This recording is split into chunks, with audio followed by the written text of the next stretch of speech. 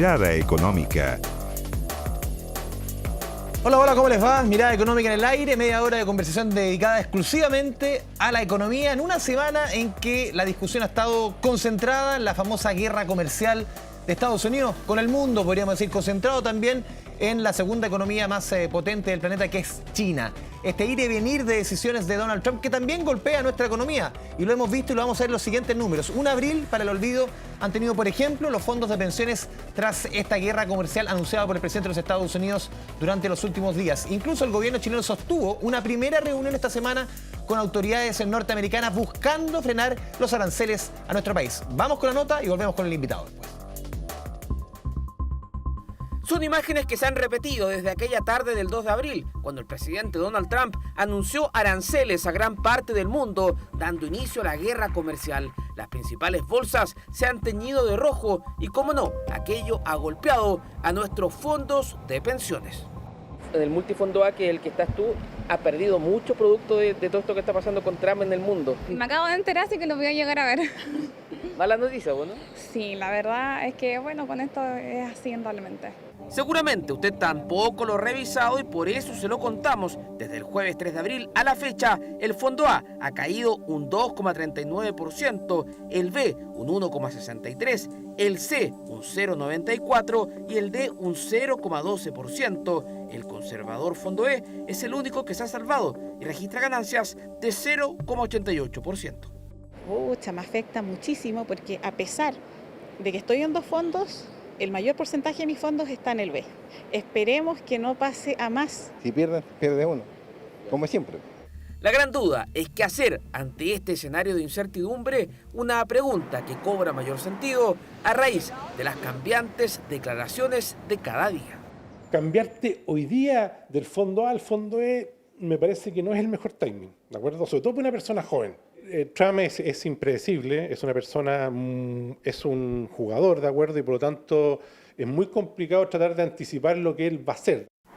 Por lo mismo, este miércoles una delegación chilena a cargo de la subsecretaria de Relaciones Económicas Internacionales y el embajador de nuestro país en Estados Unidos se trasladó hasta Washington para reunirse con el representante comercial de este país, Jamieson Greer. Una cita clave, un primer cara a cara tras el arancel de 10% impuesto por la administración Trump a nuestras exportaciones.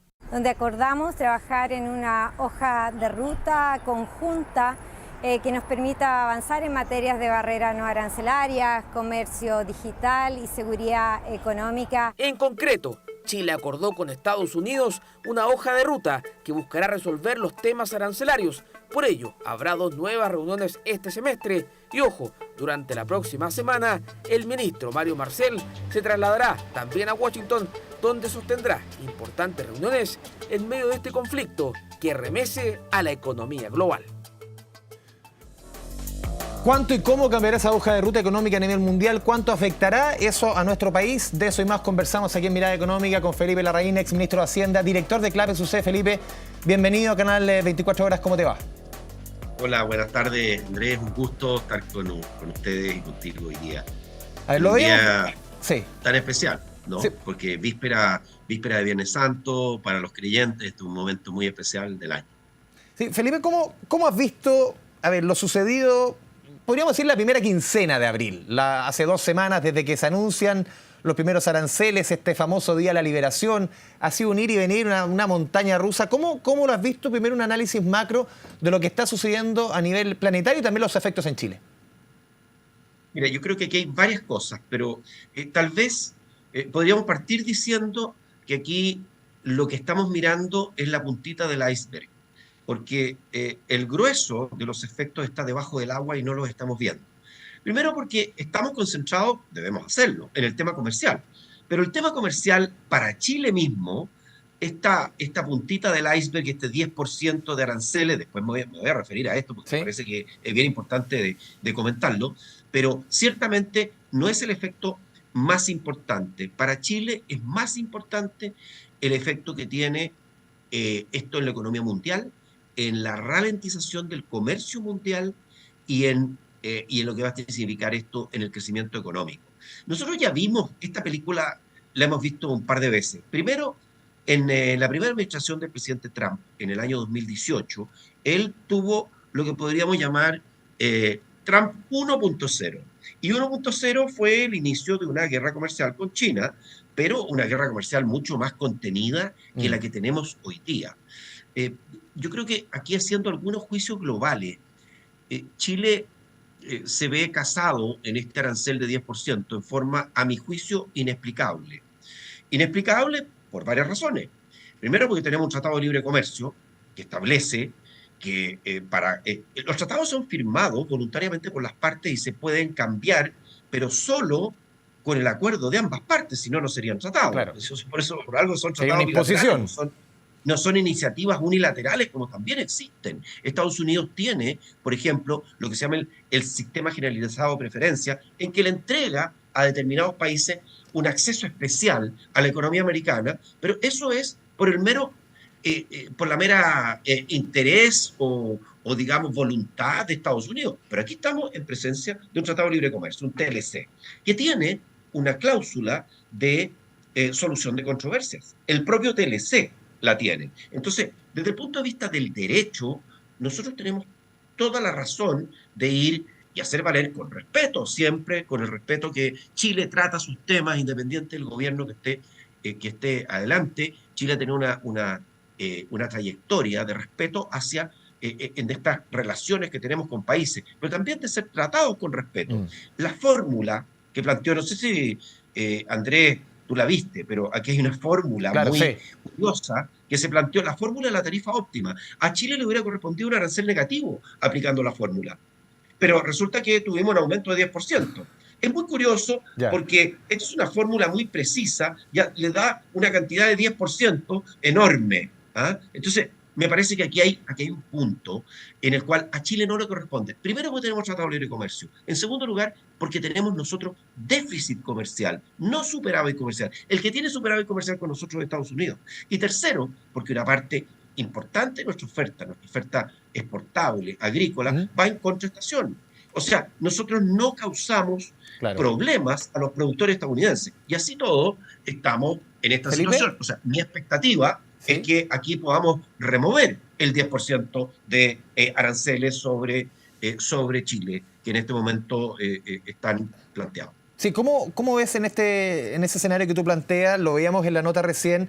El actuar del gobierno, la reunión de la subsecretaria Sangüesa, hemos visto más o menos lo que ha dicho el mismo ministro Marcel. Comenzaron las primeras reuniones. ¿Cómo has visto la reacción de la autoridad? Te vimos la semana pasada, por ejemplo, en esa reunión masiva de expresidente del Banco Central, exministros de Hacienda. Uno dice, todavía ese Chile que tanto nos gusta, de que frente a situaciones así, como que actuemos en comunidad, en el fondo. ¿Cómo has visto la reacción de la autoridad frente a esto? Bueno, yo creo que, aquí corresponde hacer varias cosas y yo creo que el ministro Marcel, en haber citado esta reunión, estuvo en lo correcto. Yo creo que, primero, este es un tema país. Yo lo he llamado, Andrés, una emergencia. Estamos frente a una emergencia nacional, y frente a una emergencia nacional lo que corresponde es que vayamos más allá de nuestras posiciones políticas. Y eso es el llamado del ministro. Dice, oye, más allá de que algunos que somos más cercanos, ¿no es cierto?, a la oposición, otros que son más cercanos al gobierno, trabajemos todos juntos para ayudar a Chile. Y en lo personal, y todos los que estuvimos ahí, ofrecimos toda nuestra colaboración. O sea, nadie se resta de poder trabajar por Chile en este momento. Yo he tenido además, durante esta semana, después de la reunión que tuvimos el jueves pasado, yo he tenido contacto con el ministro Marcel en este mismo sentido, en el sentido de ayudar, de ver en qué se puede colaborar. Ese es el espíritu que hay. De tal manera que a mí me parece que esto es correcto, lo que está haciendo el gobierno. Segundo, es correcto en el sentido, pero lo más importante es lo que van a hacer ellos, porque al final los que tienen la guitarra es el gobierno en este momento. Mi sugerencia en una circunstancia como esta es que incorporemos también no solamente a las autoridades de gobierno, que por supuesto que tienen que estar ahí, sino al sector privado. A mí me parece muy bien que vaya el ministro Marcel. Creo que deberían ir representantes del sector privado acompañando, viendo un país en un esfuerzo conjunto y sumando a esto, Andrés, las personas que, las empresas, aquellos socios que tenemos en Estados Unidos, los que reciben nuestra fruta, los que son clientes de nuestros productos. Ha salido recién un pronunciamiento de varios usuarios y clientes que tenemos, compradores del cobre chileno. También de la madera, le digo. y también de la madera. El primero fue el del cobre. Sí. Y en eso se decía, bueno, Chile es un socio confiable, ha sido tradicionalmente un proveedor, somos el primer proveedor de Estados Unidos, el primer proveedor externo. Entonces, yo creo que aquí, primero, este esfuerzo que sea con el liderazgo del gobierno, pero conjunto, con el apoyo del sector privado. Y hay otro actor que a mí también me interesa mencionarlo, y es las empresas estadounidenses que han invertido en Chile. Nuestros inversionistas extranjeros que tienen su origen en Estados Unidos y que también quedan casados en esto, Claro. ¿no es cierto? Entonces, por el cobre proveniente de Chile. Entonces, yo creo que este es un momento en que tenemos que llegar y tratar de sumar a todos los aliados de valor que tengamos. ¿Para qué? Para poder, el objetivo debe ser claro, revertir una medida que por lo demás me parece muy injusta. Sí. Felipe, la que se ha aplicado a Chile. ¿Cómo puede terminar esto? Porque en el fondo hemos visto otras crisis en el último tiempo, cada una con sus características, profundidad. No sé, la pandemia sabíamos de qué se trataba, cuánto, más o menos se sabía cuánto podía durar, la subprime también, pero aquí estamos al arbitrio de las decisiones de un caballero que hemos visto en las últimas 2 semanas, puede salir con cualquier conejo dentro del sombrero. ¿Cómo puede devenir algo que tiene su fundamento en decisiones políticas de un presidente? Bueno, lo que pasa es que, tú bien lo dices, lo que ha hecho esto, a mi juicio, es que hay un daño. A ver, vamos a hacer un supuesto. Supongamos que el día de mañana el presidente Trump revierte todos los aranceles, entra en negociaciones con los países y revierte todos los aranceles. A mi juicio, hay una parte del daño que ya está hecho, aunque volvamos a foja cero. ¿Y por qué? Porque aquí le hemos hecho un daño a la arquitectura del comercio internacional. Queda una desconfianza permanente. El comercio internacional tiene reglas, claro, por las cuales se respetan los tratados, por ejemplo, uno respeta ciertas cláusulas importantes, porque son todos los países, o la gran parte de los países que están involucrados en esta guerra, son miembros de la Organización Mundial de Comercio, la OMC, y dentro de la OMC hay reglas. Por ejemplo, la regla de la nación más favorecida. Aquí se ha violentado la regla de la nación más favorecida, también se ha pasado a llevar. Entonces, a mi juicio, aquí hay un daño a la arquitectura comercial internacional, que es un daño que vamos a pagar de alguna manera todos, porque lo decíamos respecto de Chile, mucho más importante que el 10% de tarifas es la reducción del crecimiento del comercio. Y que nuestro primer y segundo socio estén agarrados del moño.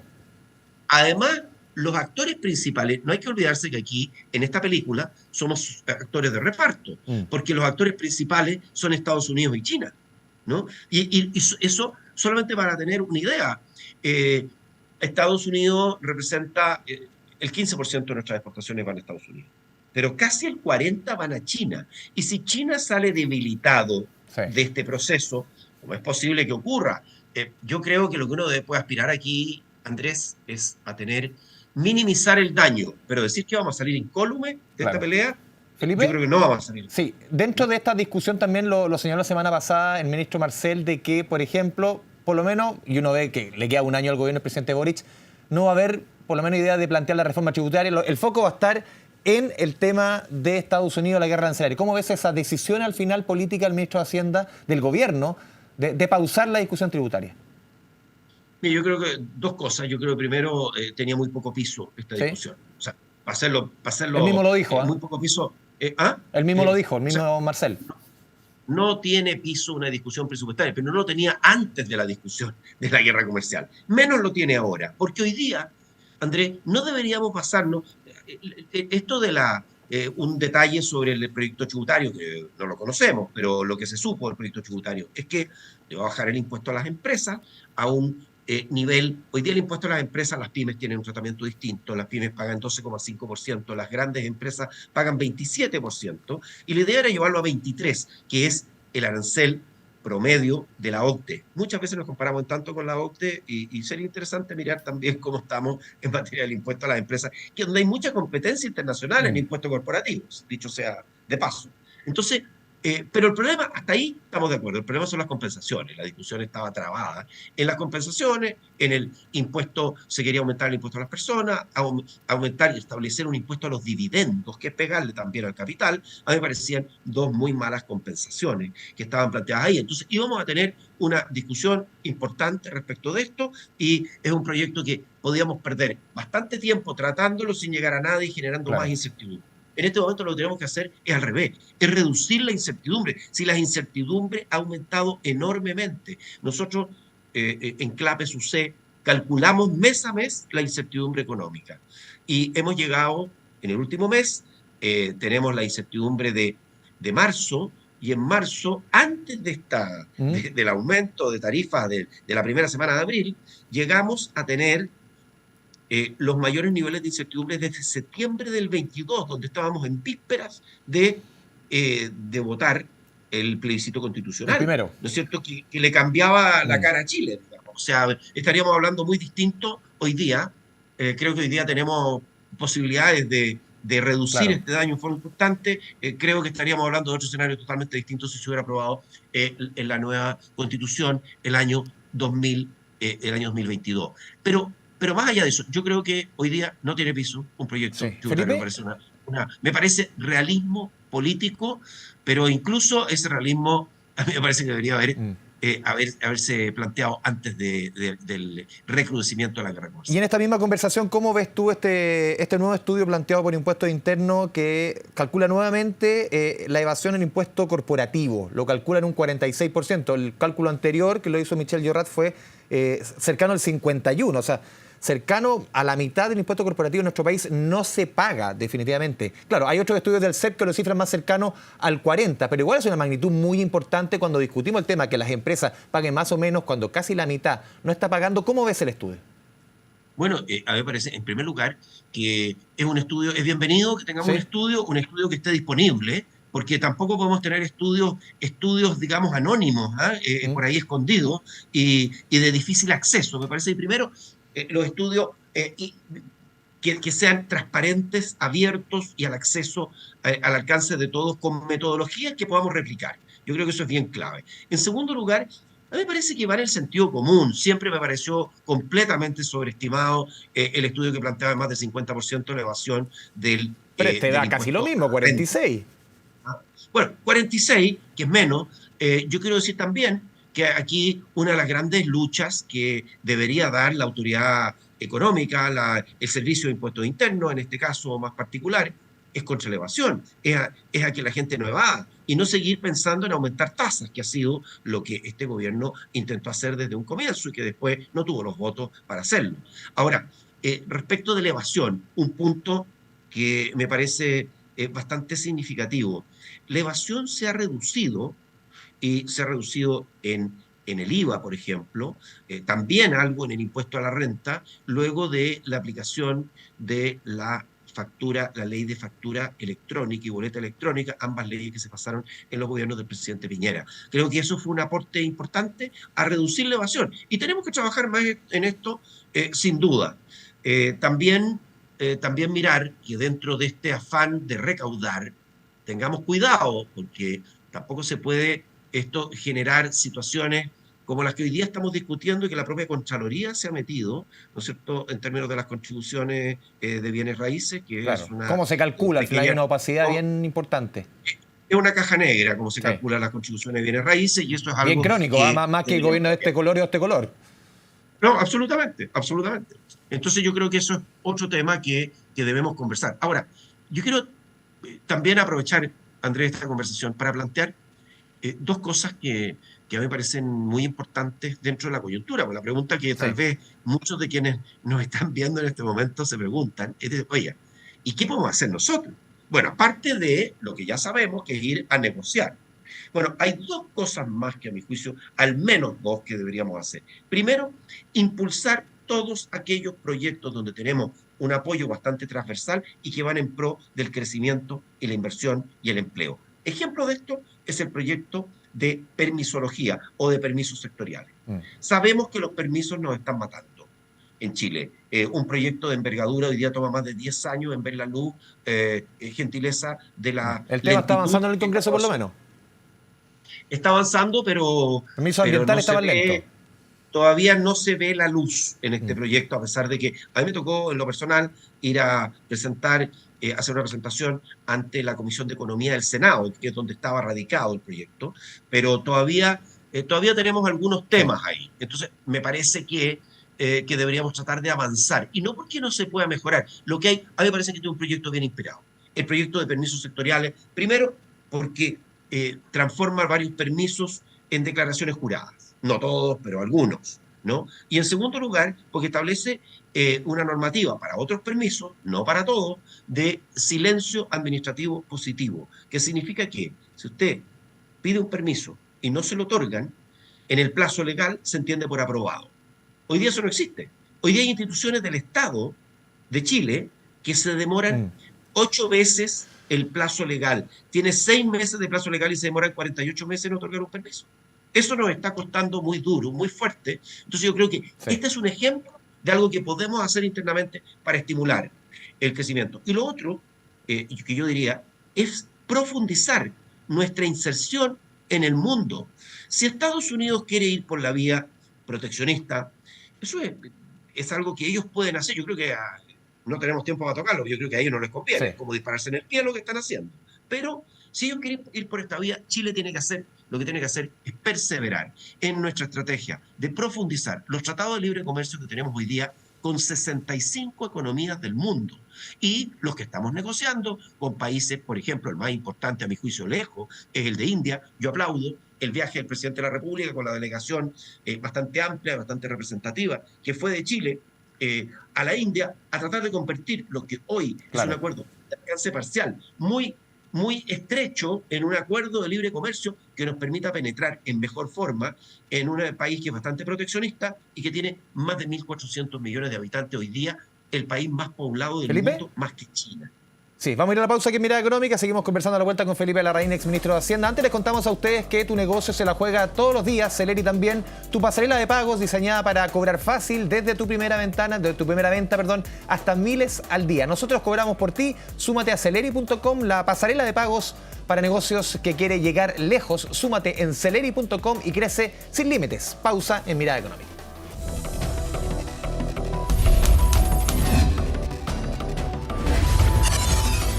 Mirada Económica. Volvemos a Mirada Económica, estamos conversando con el exministro de Hacienda, Felipe Larraín. Felipe, quiero que gastemos los últimos 4 minutos que nos quedan en hablar de gasto fiscal que ha estado muy en boga durante el último tiempo. Tú encabezaste la comisión encargada para fijar remuneraciones en el Estado. Se puso junto a otros economistas, especialistas, como sueldo tope, obviamente el del presidente de la República. Se plantea algo que va a empezar en marzo del 2026, por eso te lo pregunto, comienza el próximo año. Incluso se va a reducir el gasto casi un 5%, 4,5% en este ítem. ¿Cuán importante como señal también en lo que estamos hablando de un Estado que gaste mejor? Todo lo que ha hablado el Consejo Fiscal Autónomo, cuánto deberíamos ahorrar los próximos años, un tema de déficit fiscal que ha estado en los titulares durante el último tiempo. Sí, mira, respecto de esto, la verdad es que para mí ha sido un tremendo gusto y un honor poder presidir la comisión, integrarla y presidir la comisión de remuneraciones, que es una comisión constitucional. Es interesante tal vez entenderlo, porque muchas comisiones son comisiones ad hoc, que son nombradas. Que tengan recomendación, aquí no, aquí se decide.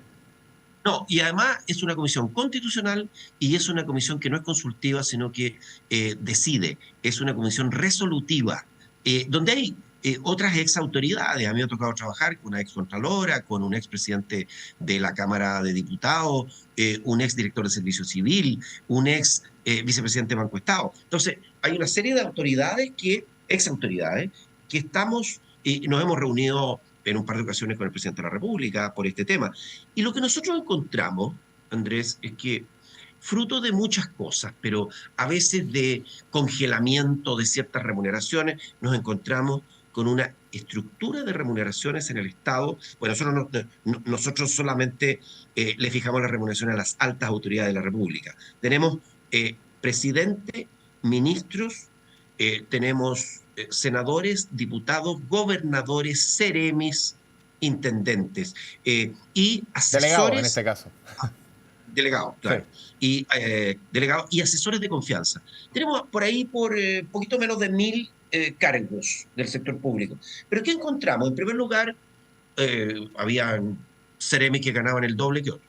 Seremi. Entonces, y no había ninguna justificación de esto. Simplemente se había ido dando en el tiempo. Algún ministro habría conseguido, no sé, me imagino, algunas condiciones especiales para algún seremi muy importante, y esto había quedado y nos encontramos con varias personas dentro de la administración pública, había por lo menos 6, 7 cargos que ganaban más que el presidente de la República. Entonces, nos parecía que aquí había un problema de coherencia, de consistencia en las remuneraciones de las altas autoridades. Conversamos con la mayor parte de las autoridades, digamos, dentro de estos grupos. Conversamos con el presidente del Senado, con el presidente de la Cámara, con la Contralora, conversamos con el ministro de Hacienda, con el ministro de la Presidencia, con la directora de presupuestos. Entonces, conversamos con mucha gente y también con gente del sector privado, particularmente del mundo de los headhunters, ¿no? Que ellos, para tener una idea de cómo estas remuneraciones tenían que ver con las remuneraciones privadas, etc. Y nosotros hicimos esta propuesta y dentro de la propuesta se establece que en lo que es la administración central del Estado, sí, que es distinto a empresas públicas, el mayor remuneración debe ser el presidente. Establecimos también un grupo de 4 ministros que debían tener una suerte de bono especial o de una remuneración mayor, como se quiera llamar, y que eran los que tenían responsabilidades más amplias y no solo sectoriales, sino responsabilidades generales, entre ellos el ministro de Hacienda. Fíjese que nos encontramos que había funcionarios que estaban bajo el ministro de Hacienda que ganaban más que el ministro de Hacienda. En particular había un Ceremi que ganaba más que el ministro de Hacienda.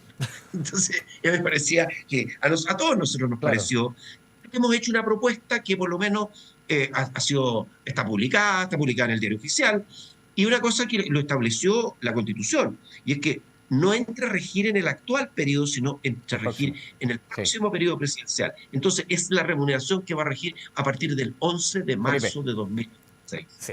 Una tremenda señal, me imagino, sobre todo cuando se habla tanto de gasto fiscal. Felipe Larraín, ha sido media hora de conversación respecto a la coyuntura. Te agradecemos, como siempre, tu buena disposición con Canal 24 Horas con Mirada Económica. Muchas gracias y felices fiestas. Encantado, Andrés, y te quiero decir que se nos quedó ahí en el tintero haber dado una mirada más profunda a las finanzas públicas. Pero ya habrá otra oportunidad. Va a haber otro espacio, siempre hay. Un abrazo. Estupendo. Chao, que estés muy bien. Gracias. Chao. Ya, de esta forma vamos cerrando Mirada Económica, como siempre a través de la señal de su canal de noticias, Canal 24 Horas. Nos vemos la próxima semana en otro capítulo.